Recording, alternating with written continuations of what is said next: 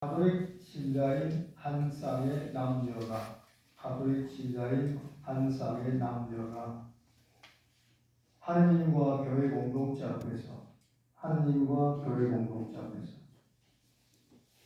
자유로이 계약을 맺고 결합하여 사랑과 봉사의 삶을 살아가게 하는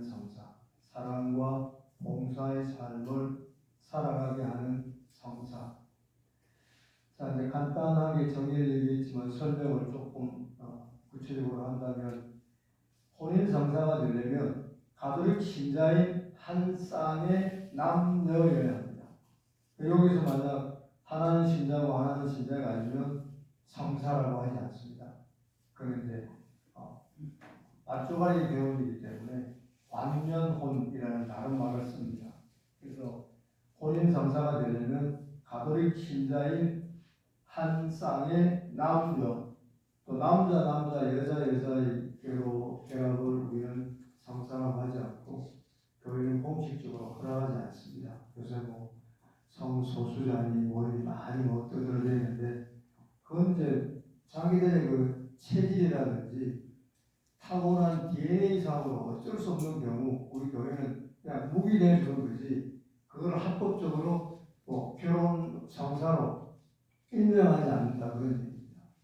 이제 알겠죠? 그래서 자기들끼리 그런 사람들을 우리 교회가 이래라 저래라 또는 우리 교회는 그 부분에서는 노 코멘트입니다.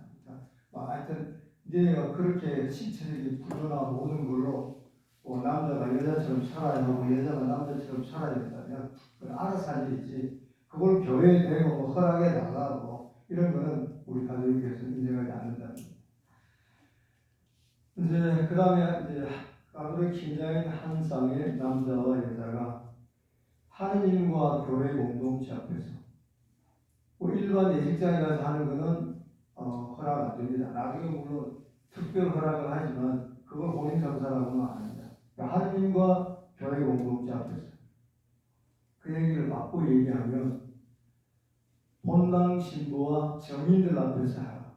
성당이라든지 공식적인 가톨릭 기관에서 본당 신부와 정인들 앞에서 해라. 그런 얘기입니다. 그러니까 교회 공동체라는 것은 100명, 200명 신자 수를 얘기하는 게 아니라 최소한의 단위는 본당 신부와 정인, 남자 정인, 여자 정인. 그러니까 그 앞에서, 공동체 앞에서라고, 교회 공동체 앞에서라고 할 때는 본당 신부와 두 정인들 앞에서. 자, 이제 아주 촉박한 어떤 결혼을 하고 떠나야 될 상황이 있는, 가끔 여러분들이 영화에서도 보지만, 그러면 이제 남자와 여자가 결혼한 사람이 미국 같은 개신교 목사에게 천주교 신부에게 가서 정인 없이도 이거 가능합니다. 그때는 이제 아주 다급한 상황이 돼요. 그래서 하느님과 교회 공동체라고 할 때 최소한의 교회 공동체는 본당 신부와 두 정인인데, 두 정인도 생략 가능하다, 그런 얘기죠. 자, 아시겠죠? 무슨 얘기지? 특수한 경우는. 그래서 가톨릭 신자인 한 쌍의 남녀가 하느님과 교회 공동체 앞에서 뭐를 맺는다고 했죠? 자유로이 계약을 맺고. 자, 따라합니다. 자유계약. 이 계약은 우리가 말하는 일반적인 세상에서의 계약 개념과는 다릅니다. 법적인 개념, 전세, 아니면 또 여러 가지 계약이 수없이 많지 않습니까? 장사 주고받는 그런 계약부터 해서 그 계약과는 다르게 때문에 은혜로운 약속, 은약이라고 합니다. 은약, 뭐라고요? 은약, 은혜로운 약속. 그래서 계약은 계약인데 은혜로운 계약, 은혜로운 약속, 은약이라고 합니다. 이거는 일반적인 계약과 다르다는 의미입니다. 은혜로운 약속, 은혜로운 계약. 좀 이따가 좀 설명 조금 더 그 부분 하겠지만, 그래서 이렇게 자유로운 계약을 맺고, 강제 계약 아닙니다. 마지못해 하는 계약 아닙니다. 뭐 끌려가서 뭐 어떻게 하지 그런 건 다 나중에 모욕됩니다. 모욕. 결혼 자체가 모욕입니다. 그렇게 했다는 근거가 있게 돼요. 그래서 자유로이 계약을 맺고 결합하여 남자와 여자가 결합되지 않은 상태에서 문제가 생기면 그건 그걸로 끝입니다. 결합돼요. 그래서 이 경우에 결합이라는 단어는 남자와 여자가 결합할 수 없는 결정적인 결합을 가지고 있을 때는 거짓말을 하거나 속였을 때는 그 자체가 결혼이 무효됩니다. 무효. 또 상대방이 신체적으로 성기능이 성불능이라는 걸 알고 결혼하는 것은 교회가 허락합니다.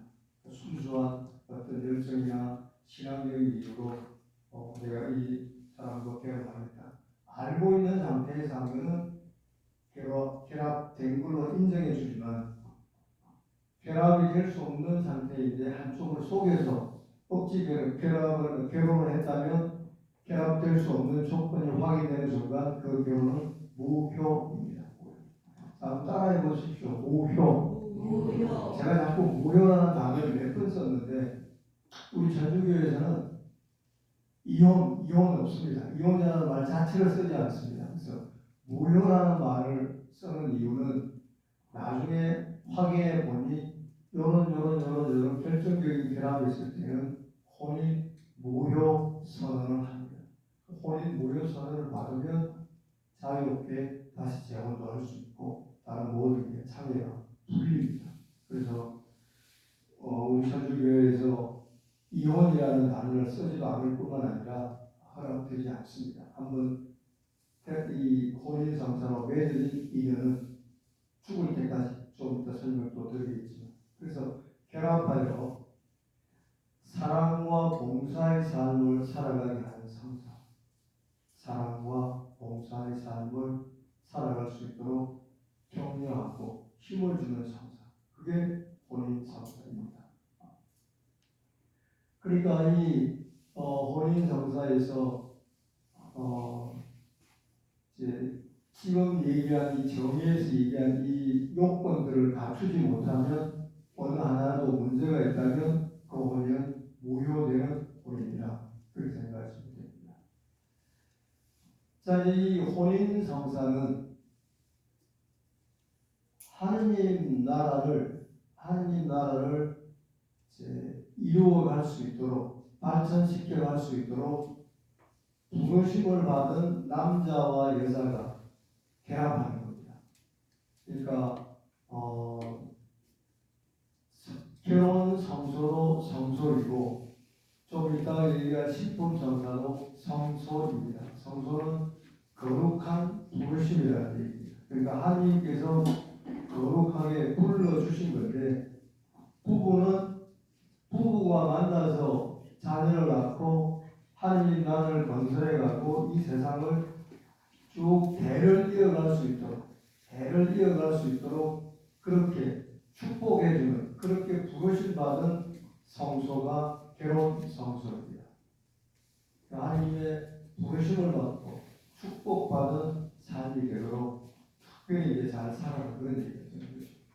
그래서 성소라고 하면 결혼 성소가 있고 또 우리 같이 이제 사제나 또 수녀님들 같은 이제 수도 성소, 신부는 사제 성소, 그리고 이제 독신 성소라는 말이 있는데 혼자 살아가는 분들이 제법 있습니다. 우리 교회 안에서 공식적으로 인정받고 혼자 사는 사람을 독신 성소라고 합니다. 요즘 애 낳기 싫고 집 사기 어렵고 교육시키기 어려워서 결혼하는 그런 거는 독신 성소라고 안 합니다. 분명한 어떤 자기 목적과 어떤 의도를 가지고 하나님을 위해서 자기의 결혼 생활을 공헌한 사람들, 그게 독신 성소라고 합니다. 혼자 사는 남자도 있고 여자도 있습니다. 그거는 수도자라고도 안 합니다. 수도자도 아니고 사제도 아닌데 혼자 독신 성소를 유지하는 분들 꽤 훌륭한 분들이 많이 있습니다. 특히 이제 살짝 언급하면 전문직에 있는 분들 중에 특히 이제 약사라든지 의사들 중에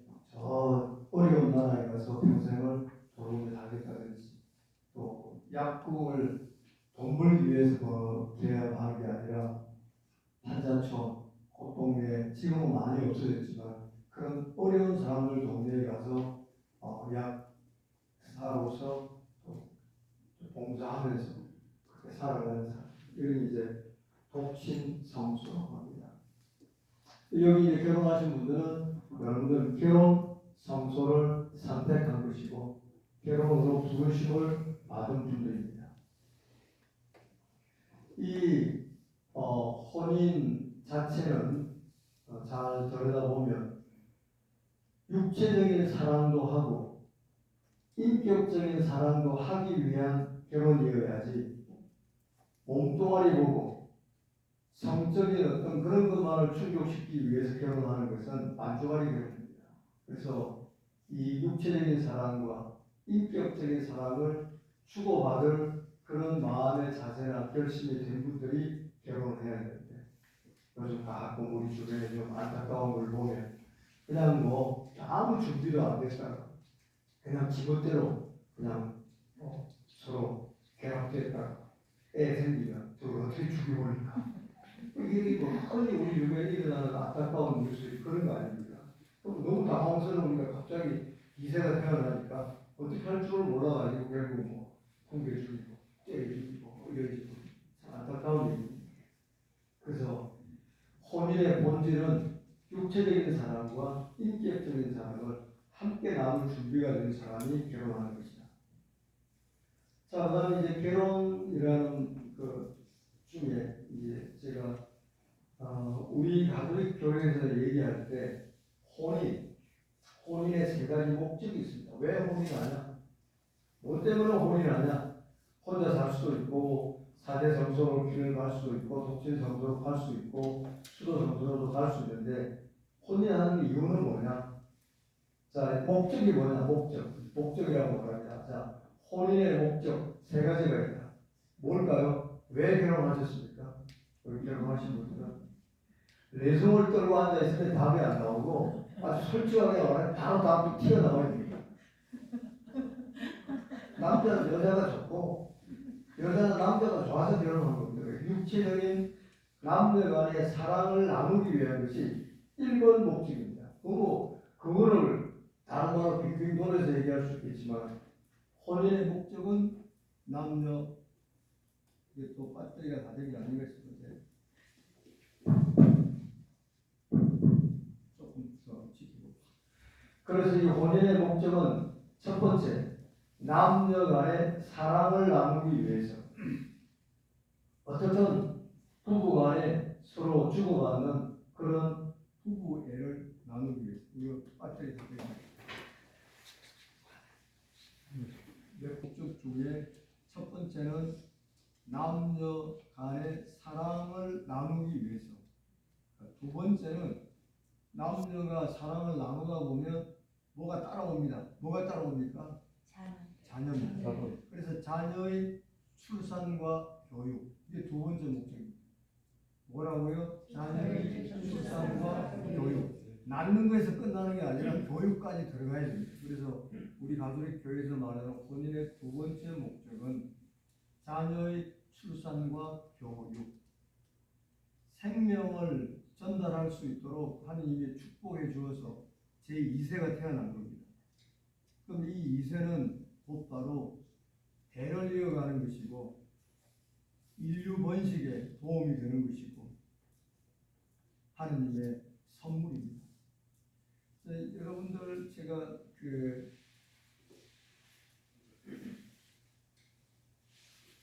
자녀의 출산하고 관계되는 얘기, 인류 번식이라는 말을 잠깐 썼는데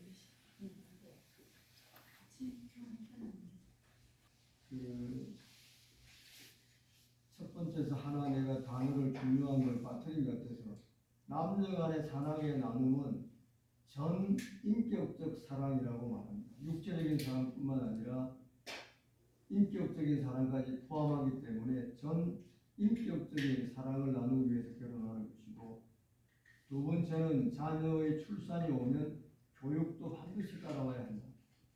그러니 이 하느님의 선물을 잘 키우는 것, 이건 대단히 중요한 임무 중에 하나입니다.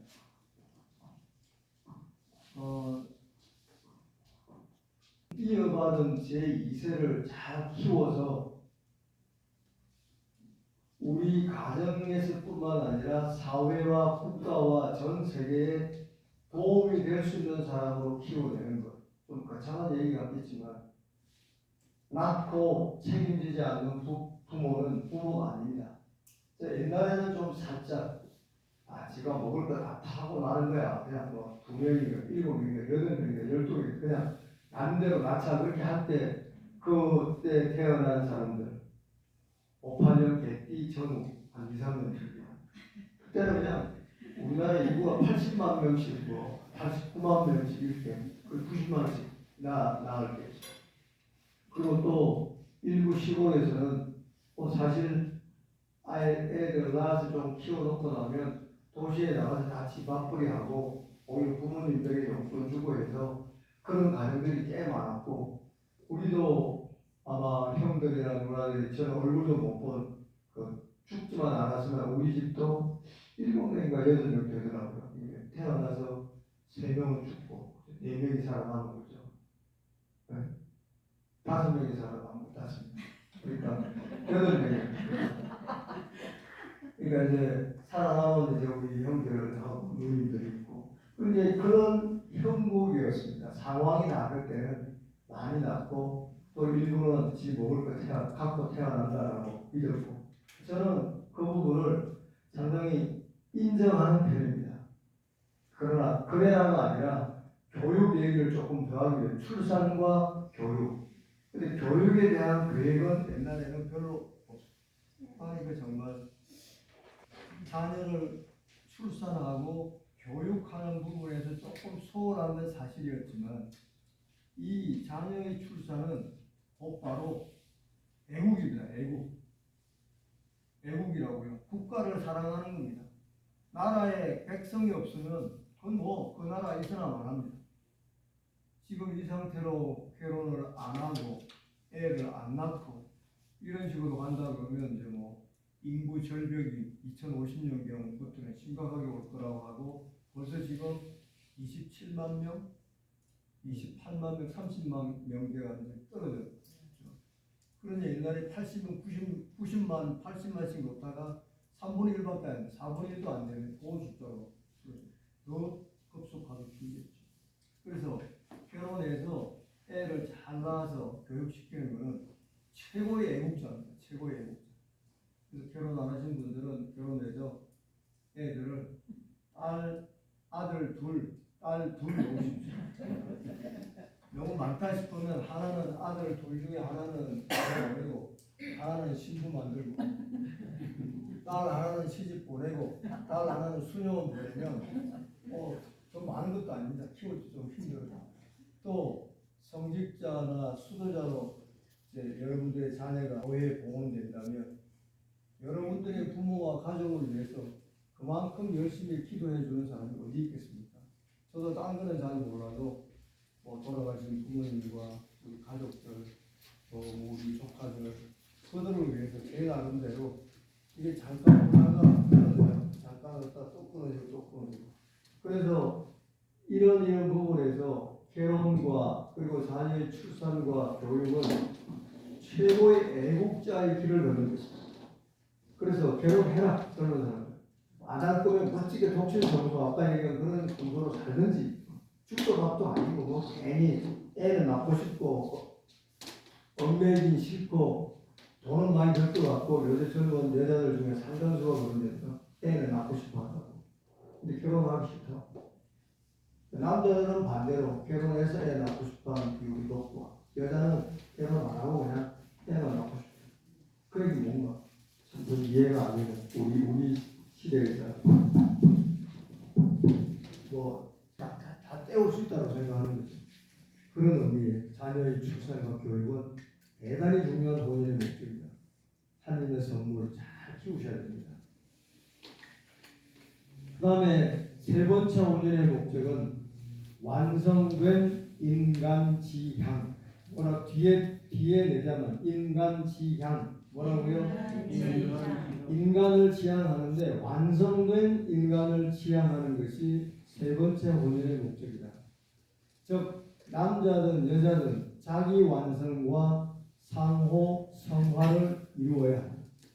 결혼하는 순간부터 남자는 여자를 위해서 희생해야 된다는 거, 아니면 여자는 남자를 위해서 희생해야 된다는 거, 그 말이 안 되는 소리입니다. 자기 완성도 하고 상호 성화되어서 같이 성장해가는 그런 결혼이 진정한 혼인이다.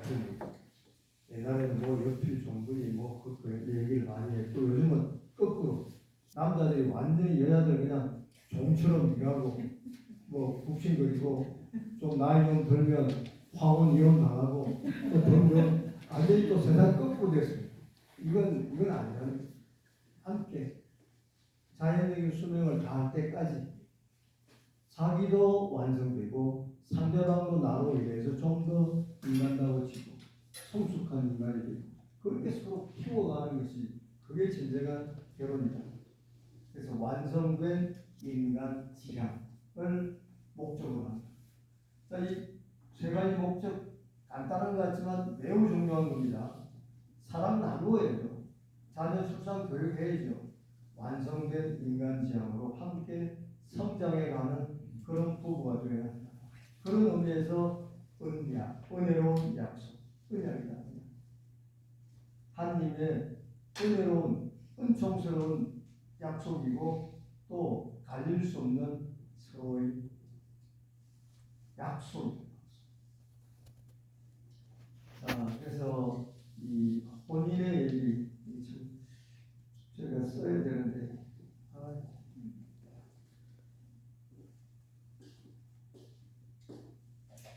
이 결혼을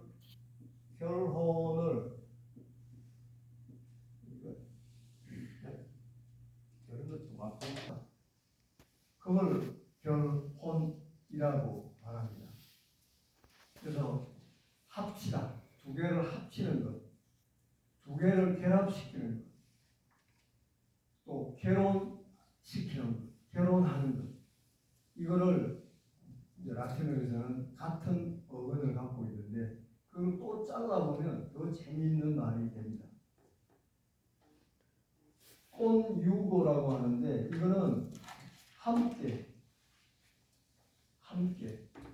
유고, 동역이라는 뜻도 있지만 이 말 중에는 그 멍에 우리 그 소를 논이나 밭 갈릴 때 뒤에 목덜미에 얹어 놓는 멍에라고 하거든요. 그 멍에 그 다음에 역경, 곤란한 일들, 어려움들 이거를 함께하는 겁니다. 그러니까 결혼한다는 거는 두 개 다른 거를 하나로 묶는 거고 연결시키는 거고 몽해를 함께 지는 거예요.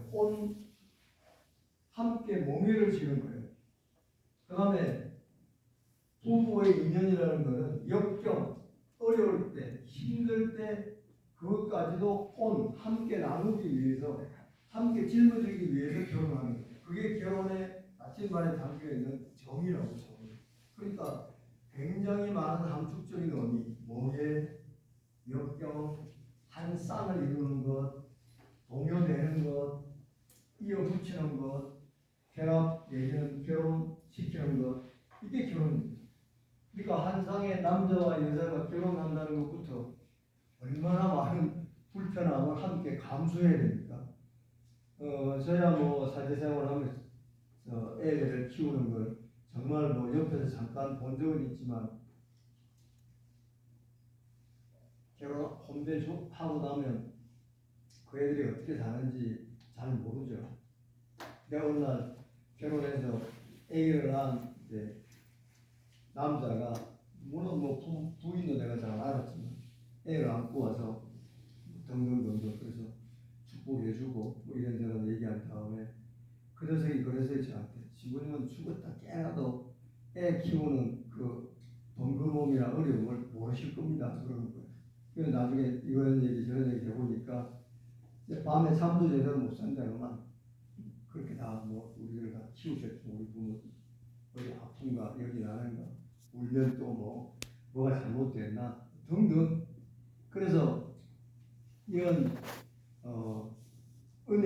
은혜로운 약속은 멍에를 함께 지는 것이고, 그 다음에 이런저런 고통과 어려운 역경을 같이 공유하는 거고, 같이 얽어매서 이어가는 거고, 이런 마음가짐으로 혼인성사, 결혼을 받아들여야 한다는 겁니다. 자, 이제 그 정도 하고, 오늘 이제 혼인의 특성에 대해서, 아까는 목적에 대해서 얘기를 했고, 세 가지. 혼인의 특성, 우리 가톨릭 교회에서는 세 가지 두드러진 혼인의 특성이 있는데, 첫 번째, 혼인의 단일성입니다. 뭐라고요? 혼인의 단일성. 혼인의 단일성. 쉬운 말로 1대1로 하라는 얘기입니다. 한 남자와 한 여자의 결합으로 하라. 뭐 옛날에는 뭐 남자는 몇 명의 여자를 거느려도 되고 하는 그런 시대를, 지금도 뭐 저 다 이상한 나라들, 특히 뭐 티베트나 이런 쪽에 가면 많은 또 우리와 다른 성격의 결혼이 있지만 우리는 혼인의 단일성을 얘기합니다. 그리고 급하게 또 배려를 하고 있으니까 뭐 상관